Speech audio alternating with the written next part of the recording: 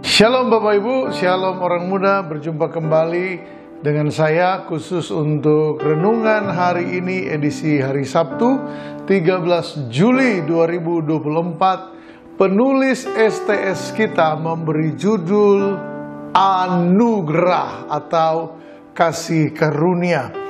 Galatia 4 ayat 4 sampai 5 firman Tuhan berkata, "Tetapi setelah genap waktunya, maka Allah mengutus anaknya yang lahir dari seorang perempuan dan takluk kepada hukum Taurat.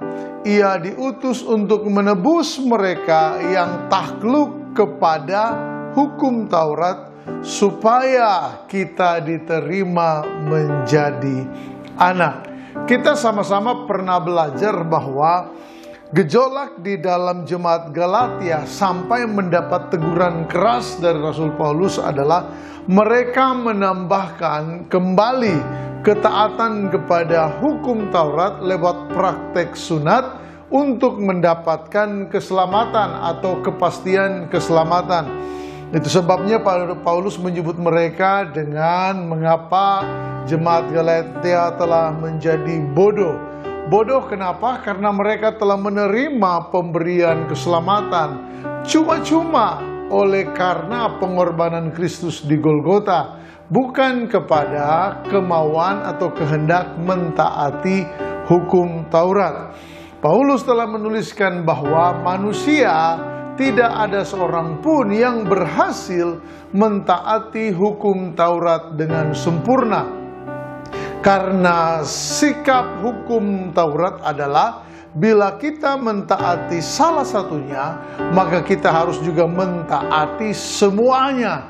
Nah, sudah terbukti dalam sejarah manusia tidak mampu mentaati dengan sempurna tuntutan hukum Taurat. Itu kenapa semua yang harus ditanggung oleh karena ketidaksempurnaan manusia mencapai hukum Taurat telah ditanggung Yesus. Yesus menjalaninya dengan sempurna. Dia menjalaninya bagi kita. Lalu kemudian dalam Matius pasal yang kelima ayat yang ke-17 ada tulisan seperti ini.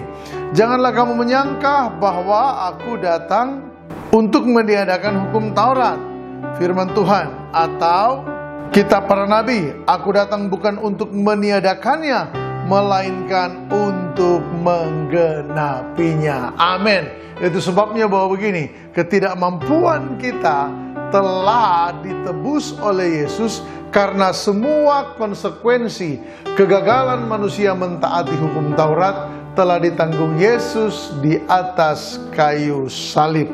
Nah, itu sebabnya saudara, hari ini penulis mengingatkan kita, jangan pernah meninggalkan iman kepada Yesus Kristus, karena hanya lewat iman kepada anugerah kita diselamatkan. Keselamatan bukan pencapaian kita, keselamatan itu adalah pemberian Allah, dan kita hanya dapat sampai di sana bila kita beriman kepada anugerah. Ada banyak hal yang bisa saja hilang dari hidup kita.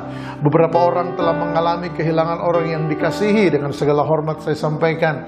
Beberapa orang telah kehilangan harta benda yang sangat berharga. Tetapi Bapak Ibu, jangan kehilangan iman kepada anugerah Allah. Di bawah Injil Kristus inilah kita hidup, kita menikmati segala berkat dan pemeliharaan. Dan di bawah payung anugerah ini, status kita berubah dari hamba dosa menjadi anak Allah, milik kepunyaan Allah sendiri. Selamat menikmati kemurahan Allah, selamat menikmati anugerah yang disediakan Tuhan bagi kita hari ini. Immanuel,